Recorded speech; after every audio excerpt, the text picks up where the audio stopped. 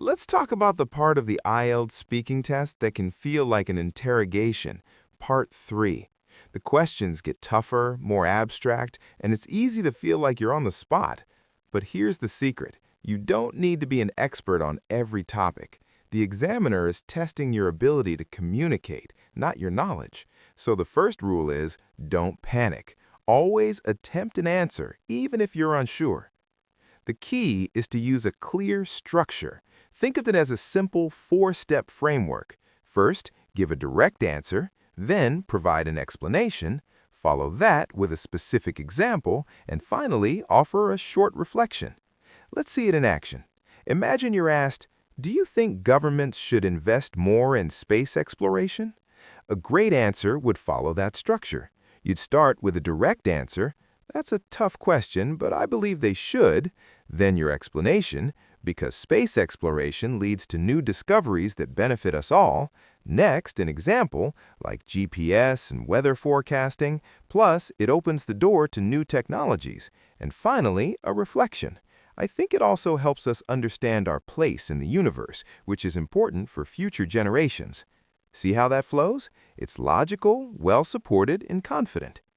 This idea of structure is fundamental to achieving a high score, a band 8 or above. But it's not just about frameworks. True fluency comes from confidence, and confidence comes from a few core principles. First, don't memorize your answers. It might seem like a good idea, but memorized responses sound robotic and unnatural. The examiner can spot them instantly. Instead, aim for spontaneous, genuine conversation.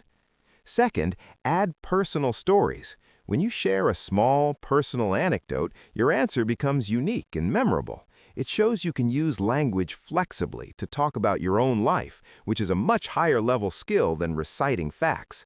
And third, as we've discussed, structure your answers. Whether it's the 4-step method for part 3 or just a simple, clear progression of ideas, structure makes you easy to follow. The best way to bring all this together? Practice. But not just any practice. Record yourself answering questions. Then listen back. It might feel strange at first, but it's the single best way to hear your own fluency, notice where you hesitate, and genuinely improve. Now what about part 2, the 2-minute cue card section? This is where you have to speak at length, and a good technique can make all the difference. For this, I recommend the BIT technique. That's BIT for Branch, Integrate, Template. It's a simple method to help you talk naturally and stay on track without memorizing a script. Let's take a common cue card. Describe a time when you helped someone.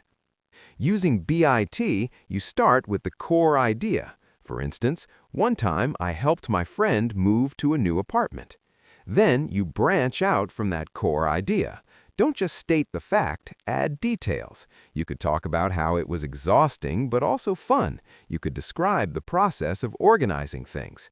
Next, you integrate a related personal story. This makes it compelling. For example, I helped carry the heavier items, and at the end of the day, we treated ourselves to a meal at a nearby restaurant.